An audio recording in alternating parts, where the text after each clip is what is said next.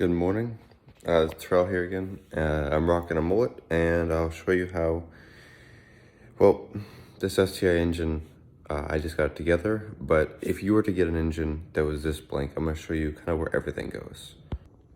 So, coolant crossover pipe right here and right here, so you don't have to worry about that for quite a while. You have oil pressure switch goes right here. Here, here, and here are all for the AC compressor, so you don't have to worry about that for a while either. You have a plug here, you have a plug right here, and then you have a plug right here as well. And then you have the NOx sensor goes right here.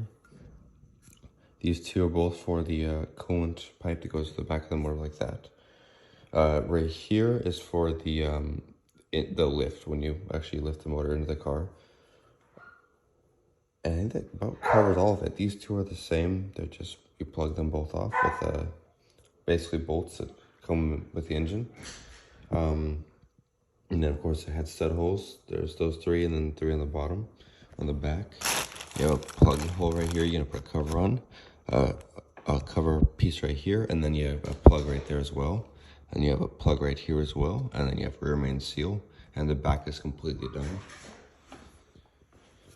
The front, you have an oil pump to go on. You have a little seal that comes right here. You have a Woodruff key that will go in the crank when you put a new one in. And you have, of course, plug here, you have a plug right there. And then, I do believe you have a plug there and there. These three are for the tensioner for the timing belt. Plug obviously there.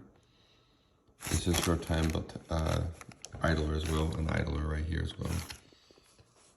And then water pump goes right here. I think that's about everything on this block. And it's pretty simple to build once you actually start doing it. Don't get too intimidated if you get a block like this. Just a few bolts, a few nuts, and all of a sudden it's back together again. I made a mistake. These two are actually for power steering, my bad. Oil pump is now on. All these bolts are torqued down. You have that plug in, that plug in, that plug in, that plug in. Oil pressure switch is in with the actual switch itself on top. That plugs in, that plugs in, that plugs in, that plug is in. NOx sensor is not in yet. Let's put the rear main seal in. Put this plug on, or this cover on, put this plug in.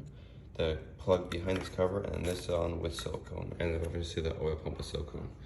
This is just kind of a boring video, but it's at least showing you how the short block is supposed to look when it's all pretty much almost all together.